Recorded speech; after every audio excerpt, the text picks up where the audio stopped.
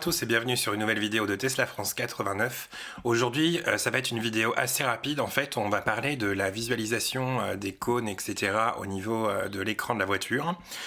C'est quelque chose auquel je ne pensais pas qu'on aurait accès vu qu'on est en hardware 2,5. Donc en fait, le matériel qui est installé sur notre voiture est celui qui était prévu vraiment pour les toutes premières Model 3 qui ont été livrées en mars 2019. Donc on faisait partie des premiers à avoir été livrés.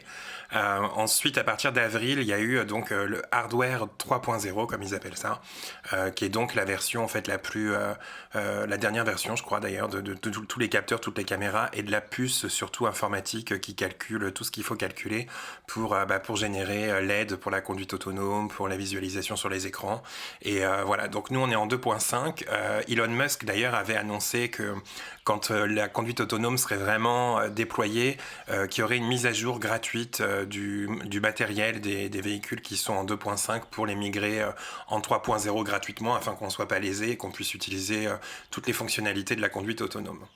Voici donc des images récentes depuis la mise à jour qu'on a fait. Je vais vous mettre en incrustation là le numéro de la mise à jour.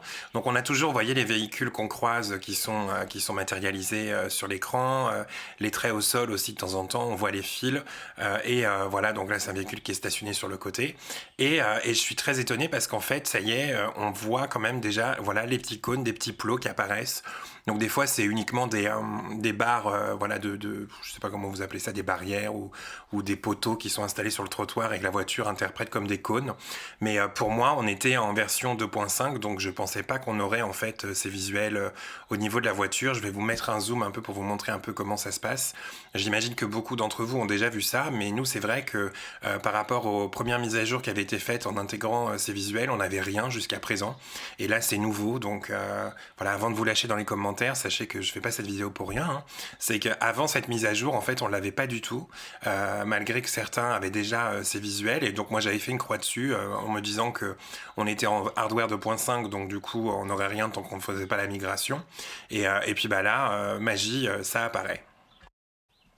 Donc je vais voir maintenant un peu s'il y a d'autres ajouts qui ont été faits, on verra bien. En tout cas, voilà, les plots, ça a l'air de fonctionner. Voilà, donc si en commentaire vous avez des infos, est-ce que vous avez déjà migré de version 2.5 à version 3.0 grâce à Tesla pour votre hardware? Moi en tout cas, on n'a reçu aucune invitation pour le faire en service center.